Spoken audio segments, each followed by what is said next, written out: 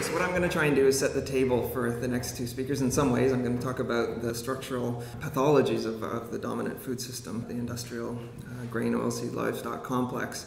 And one of the ways, I think, of understanding the food crisis that we've been hearing about in recent years through even the mainstream media has picked up this issue of rising food prices. And The Economist had on a headline issue of the end of cheap food entering a new era. And then, of course, the food riots were drawing attention also in the news media, the mainstream news media. And one of the things I think it's important is to not, that volatility and those impacts are very important in terms of the world food prices, but it's also important to understand or situate that in a longer term trajectory and the structural imbalances and instabilities of the food system.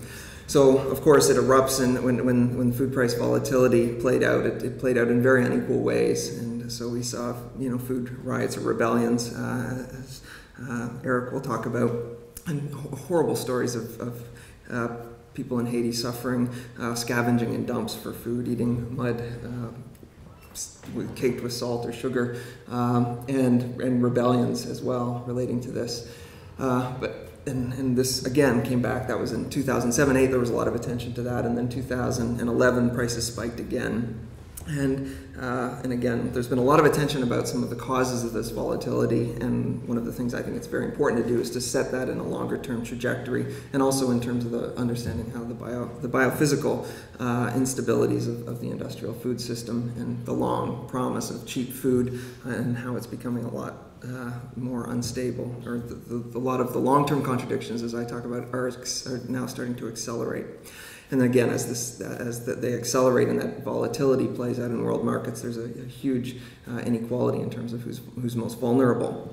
And the most vulnerable countries are those that have been hooked on cheap food imports over a decades-long process, what are often described as the low-income food deficit countries. That's how the FAO classes it.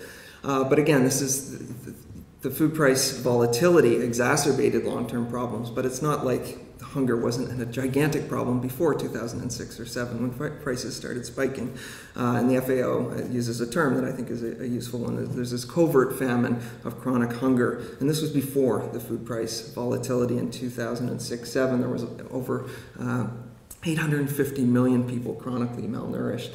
And where are those concentrated? Those are concentrated predominantly in Africa and South Asia. And so when the price volatility started spiking particularly in 2007-8, the countries that were most vulnerable were those that had been come to become dependent upon cheap flows of cheap grains from the temperate breadbasket of the world. So this is the World Bank graphic of those showing countries that were most severely impacted by the volatility. And those are also the ones where there was outbreaks of rebellion or food riots.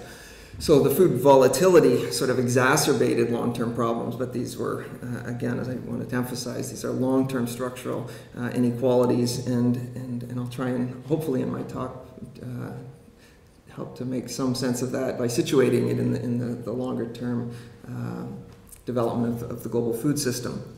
And this is the Global Hunger Index, and again we see some strong continuities between those images. But it's not so sudden, that crisis, and that's something that I want to emphasize. Again, going from 850 million people chronically hungry to over 1 billion is certainly a terrible tragedy, and there's great urgency to these questions, but there is also a need to not pretend like that or need to not celebrate the stability that preceded it, because this is a system that I want to emphasize is incredibly unstable, and where I think we're starting to see the demise of some of the very serious cracks in this unstable system. One of the really big reflections of global food inequality is the sort of poles of the food system, this chronically hungry 850 million now jumped over to 1 billion, and then the 1.3 billion obese people, according to the World Health Organization, or as Raj Patel puts it, the stuffed and the starved of the world. So I want to talk about the food system that we know in the West, in Europe, or Canada, where I'm from. And for many people, it's hard to think of a food crisis when we go into our supermarkets and we look at fresh produce sourced from around the world. We look at, in some cases, 10,000 food items or 50,000 in mega supermarkets. And that food, that incredible array of food items, as Susan George uses this term, which I think is really effective, the pseudo-diversity. We see, this display of diversity, all of these food items, but underneath that appearance of diversity in all those different food items is a radical biological narrowing. And it's a food system that's very difficult for most people to make sense of. What's underpinning that in terms of the corporate consolidation of those underpinning all of those different food items, and then the biological narrowing and the radical biological narrowing that also underpins this system. And so if we look on a world scale, 30 crops alone account for about 95% of humanity's plant-based caloric and protein intake, and the big three cereals alone account for about 50% of all plant-based calories. If we look at the big three, wheat, rice, and maize, and then wheat and rice are predominantly consumed by people, but maize, and then what I say is, or suggest should be now increasingly considered as the big four, is soy. If we look at maize and soy together with coarse grains, those are overwhelmingly flowing through livestock, and increasingly in the last decade also through cars as agro-fuels. So if we look at the longer-term trajectory of this industrial grain oilseed complex, we see that land in feed, or these are crops predominantly given to livestock, really the drivers of this, the areas of growth in global feed production are maize and soybeans overwhelmingly, and then rapeseed in Europe and canola in Canada and a few other places is growing very dramatically. And these are fed overwhelmingly to livestock. And then that biological narrowing of grains and oilseeds is connected to a radical narrowing of animals on this planet. And the livestock populations, the big three, are pig, poultry, and cattle, constitute about 92% of animal flesh consumed, just in pigs, poultry, and cattle. Poultry overwhelmingly chicken. And if we look at the recent trajectory, we see really the drivers of global meat consumption are pigs and chicken. And even in the past 2 decades alone, there's been a world doubling of global poultry production. And that incredible surge is driven overwhelmingly by factory farming, and as is the recent growth in pig production. So this grain, oilseed, livestock complex is a really fundamental part of our food system, the flows of enormous volumes of industrial grains and oilseeds through livestock, which are increasingly being cultivated in intensive systems.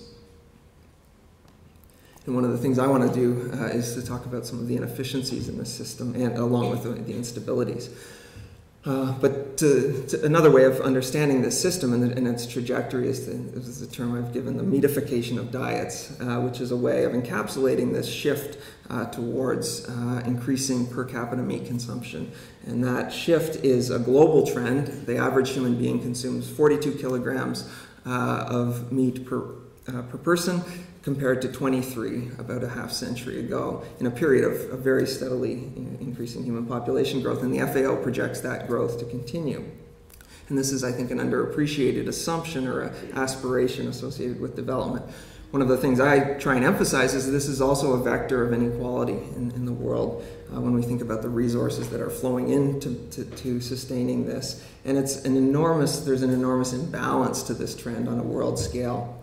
So if we look at the per capita disparities in consumption, we're looking at the US consuming on average about 120 kilograms of meat per person, in comparison to places like Africa, 16 kilograms per person, or South Asia, 6 kilograms per person. Within those countries, of course, there's enormous class disparities in terms of meat consumption, again, a marker of development or an inequality.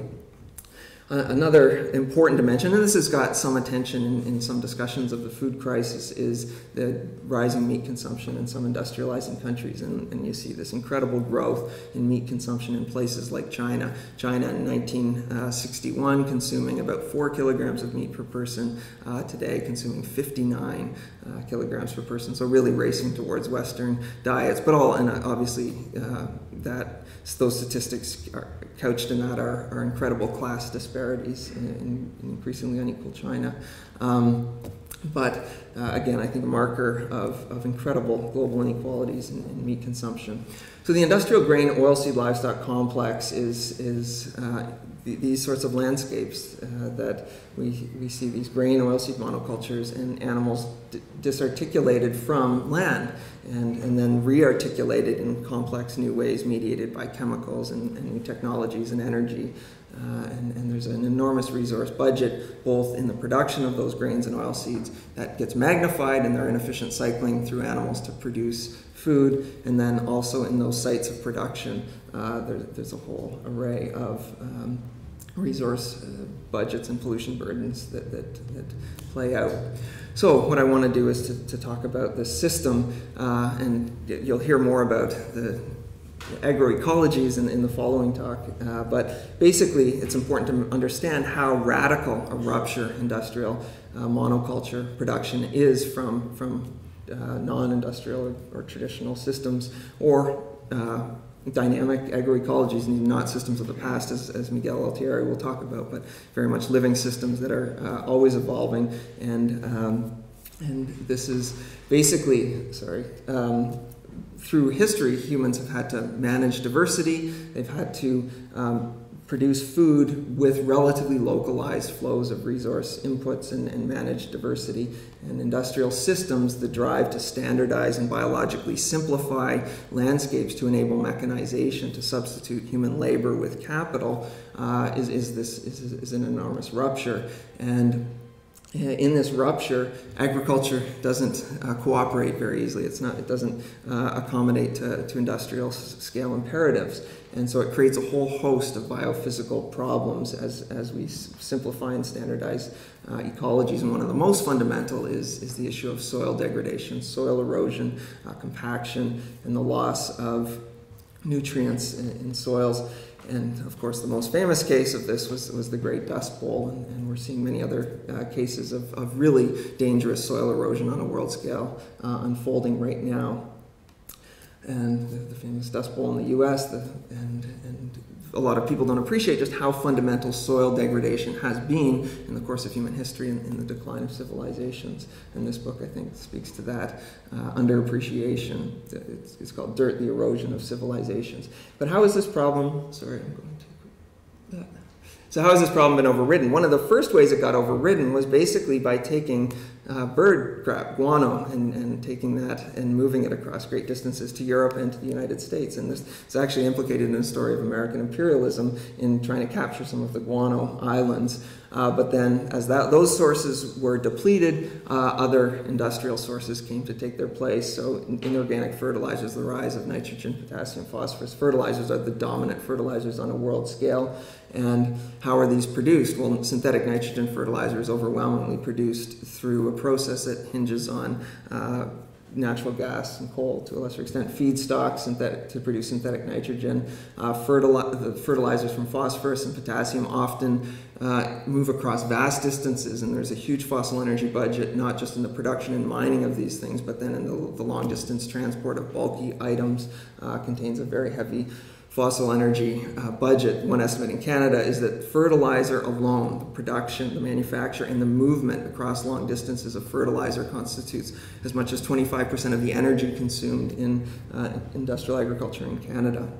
So this, and there's a whole pollution budget associated with production and the production and movement of fertilizers, phosphorus being a very polluting one. Phosphorus also a very important energy or resource constraint that is potentially threatening the system in the coming decades is what's, you may have heard of the term peak oil, probably less of you have heard of the term peak phosphorus, and this is something that's being actively discussed because this plays a major role in sustaining this system, is the substitution or the injection of industrial fertilizer and phosphorus is very much nearing its limits.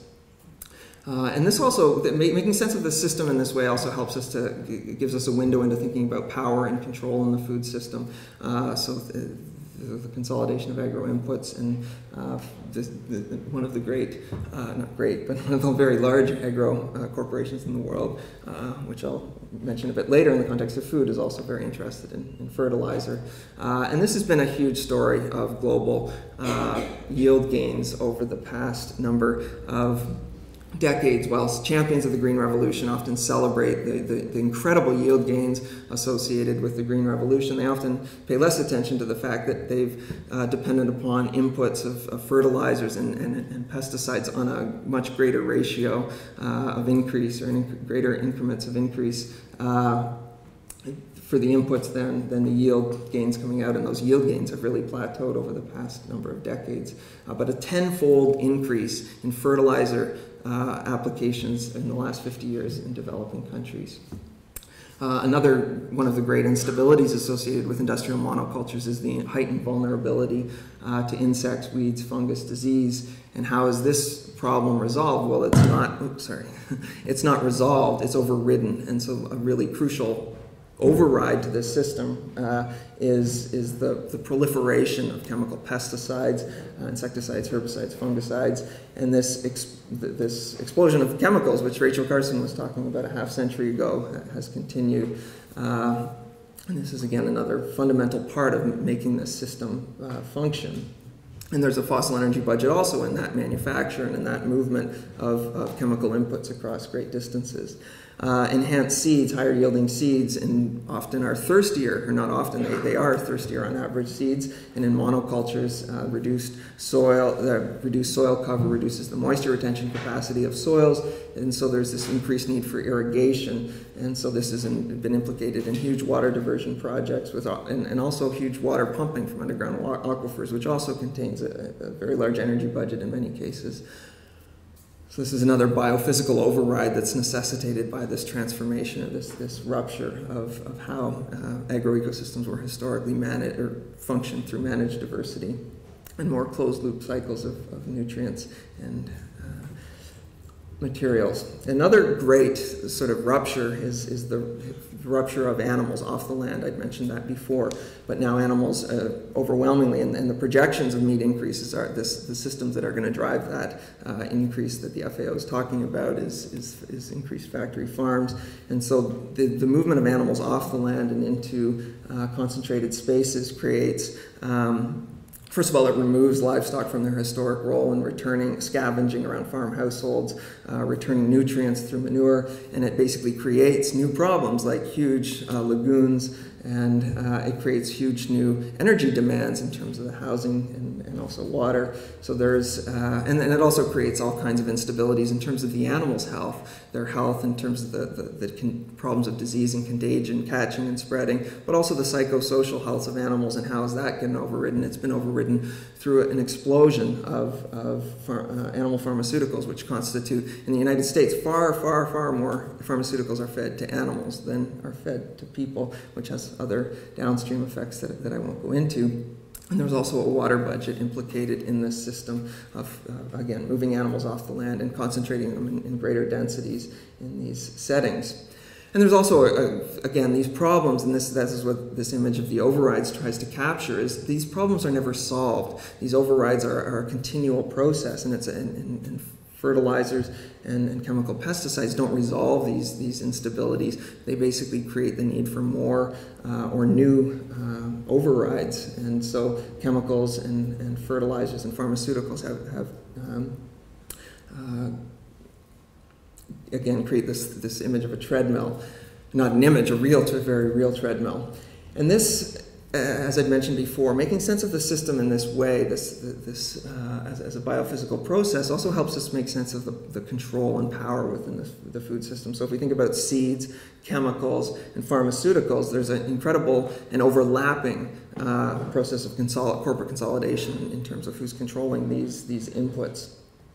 And so another very important part of this transformation of agriculture into a through-flow process of all kinds of new industrial inputs is that there is a movement of knowledge and decision-making and innovation off of farms and into very centralized, very powerful large corporations. So the flow of knowledge moves from laboratory and corporation and then gets sold to farmers. And so this is, again, a way of thinking about the power within the food system. And then on the retail side, we see food having to move across greater distances as farms become ever bigger and bigger and disarticulated from communities. There is a greater, and probably many of you have heard the term food miles, and that's just a way, I think, of encapsulating that increased distance that food moves from land to mouth, which obviously involves a large fossil energy budget, but there's also energy budgets associated with the processing, refining, and along with that movement. So this transformation of agriculture from these relatively circular or relatively closed-loop cycles of managed diversity into this industrial system of inputs and outputs, this through-flow system, is a system that really hinges on fossil energy at every step, from the manufacture and production movement of fertilizers, agrochemicals, the increased water demands, the movement of food across ever greater distances, the industrial livestock operations. This is a system that hinges on fossil energy at all of those stages. And so, as I've emphasized, this is a way of also thinking about how power is organized in our food system. So we have this drive on one hand to standardize and simplify landscapes to enable mechanization. It creates a whole host of problems that are then overridden by capital, and then along with that, as that process unfolds over time, there has been tremendous consolidation in all of these areas. So agro-input transnational corporations, there is remarkable oligopolies in all of these areas: seeds, seeds, fertilizers, chemicals, pharmaceuticals. This is just a landscape near my house. Every farmer's field is branded with one corporate seed or another. And the ETC group, which does great research on this stuff, and you can find their research on agricultural consolidation easily online. But basically, if you look at the top transnational corporations in terms of their share of global commercial markets in these areas, in seeds, 10 corporations alone control almost 60% of the world commercial market in seeds. Pharmaceuticals, 10 companies control 55%. In agrochem, 6 corporations control 71% of the agrochemical market. And who are these players? Well, as I mentioned before, there's an overlapping web here of corporate consolidation. Some people may have been surprised a few years ago when pharmaceuticals and agrochem were getting together, and one of the linchpins in that connection in terms of corporate consolidation was animal pharmaceuticals as such an important part of the overall pharmaceutical picture.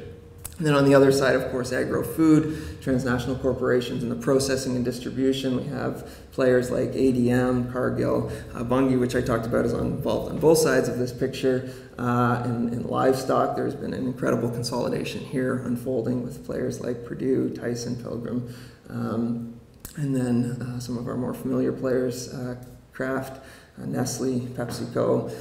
And this web, as I mentioned before, that pseudo-diversity that you see in a supermarket is very hard to process as a consumer, hard to make sense of that system. But again, at the root of that system is a radical biological narrowing. This is ADM, the world's biggest grain trader, and this is just clipped from their corporate website. We see they have these 4 inputs, oilseeds, wheat, corn, and cocoa, and then it's getting combined and repackaged in all kinds of complex ways, and it's coming out as 3 core revenue streams: food, and then animal feed, and then this increasing one at the bottom, fuel or agro-fuels, ethanol and biodiesel. This is, and again, Bunge setting a global table, and there's this image of these flows moving across these vast distances. Nestle, the Good Life, the world's biggest food corporation. And this is that pseudo-diversity that we see in supermarkets, or that we don't see. We can't make sense of this incredible consolidation of the power within the food system.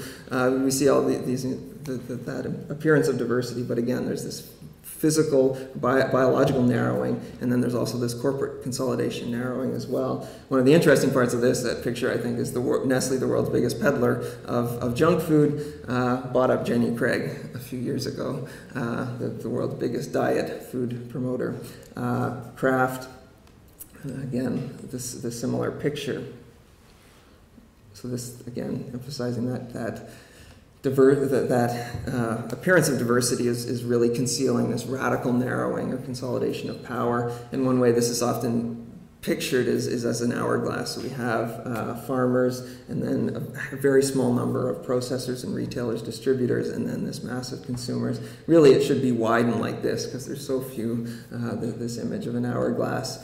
The small number of farmers and then this vast consumers with a very tiny intermediaries that is really opaque to people. It's such a hard system to make sense of as a consumer. And on the other end, then we have these retailers. And of course, fast food is part of this consolidation and culture of our food system.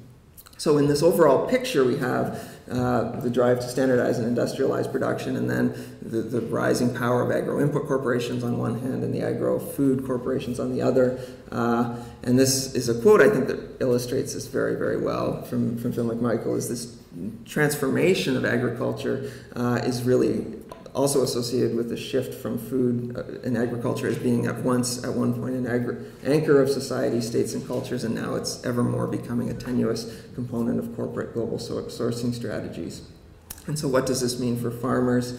Farmers are buying inputs on retail markets, so they're buying ever more inputs. And then they're faced with falling prices, and the way that they've had to cope with this over many decades is in industrial settings is what's often termed the cost price squeeze, and the pressure is to grow. And how do you cope with lower margins? It's get big or get out, as the U.S.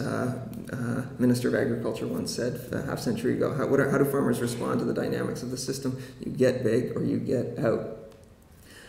And so this consolidation of farms is, again, it's important to make sense of this system, how it's sort of transformed agriculture in terms of its biophysical processes, in terms of understanding consolidation of power, and understanding also what it means for farmers, that pressure to grow and scale.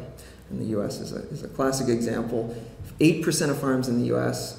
Control about 2/3 of all land, agricultural land in the U.S. And this image has been, and I'll just close with a few closing thoughts about some of the costs or the underappreciated costs of this system. One of the things that a lot of attention has been given in terms of making sense of the inequalities in the food system and that long-term dependence upon cheap food is the subsidies, and how subsidies by the U.S. and European governments in particular have sort of cultivated this cheap food and that dependence upon cheap food. And subsidy regimes certainly are part of this overall picture, and those subsidy regimes have been very heavily skewed towards the largest producers within countries like the U.S. and much of Europe. So there's this long-term flow of states financing to the largest agricultural producers, and that is one great term, I think, is this image of Robin Hood in reverse. It's been basically subsidizing the big farmers to deal with those low price margins that they've been facing. But there's another important subsidy here, and this is that part of that picture that I said that the accelerating instabilities or the cracking of that system. This system is underpinned by a huge array of environmental costs that are just not registered. They don't register in how food has been measured or valued. And so this implicit subsidy is something that I think is a fundamental part of how cheap food has been structured within our societies, and also how cheap food dependence has been fostered in developing countries. And that, as those environmental costs start to break down, or start to add up in many ways, it makes that cheap food all of a sudden a lot less cheap. And this is one way I think this shows very well that connection that I talked about earlier, that connection between oil and a stealth fighter flying over a landscape in Nebraska. And that landscape in Nebraska cannot be understood without understanding how petroleum factors in that process of organizing landscapes in that way.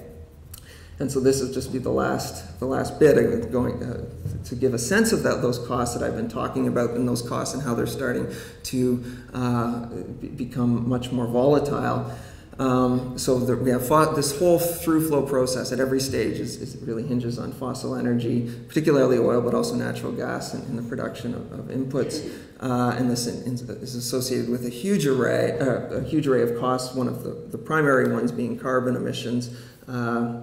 Agriculture is one of the leading sources of anthropogenic climate change. But there's other costs at all of these stages. Nitrous oxide emissions associated with nitrogen fertilizers. Water pollution from fertilizers. Water treatment demands that are exacerbated. Chemical pesticides entail enormous costs in terms of chronic toxicity and water pollution, the accumulation of toxins over time, the disruption of aquatic ecosystems. All of these costs being simply not accounted for in how value is organized in these systems. The GMO risk is something which I haven't talked at all about. Water pollution, industrial livestock is an enormous source of water pollution, and methane on a world scale. Livestock a big part of this story as well. And then also the violence that these growing populations of animals are subjected to in these confined conditions is something that, again, just doesn't register in how value is measured in this system. And so on many fronts, you can probably get a sense of how in an age of dwindling oil, natural gas, or easy access to those resources, how the system starts to break down on a biophysical basis. Now there's all kinds of other pressures as well, the financialization. Agrofuels in many ways is pushing this in different ways. Agrofuels, the pressures of oil, the oil supply is also in some ways promote or accelerating the demand for industrial grains and oilseeds, as I'd mentioned before, as agrofuels. But anyways, hopefully I'll end at that with this picture here of this really complicated, messy system that's really difficult to untangle as we encounter it as citizens, and it's hard for us to untangle the power, the control, the value, and really the lack of democracy that this all represents. And so hopefully that will set the stage for thinking about why we urgently need to be thinking about alternatives in understanding the food crisis. So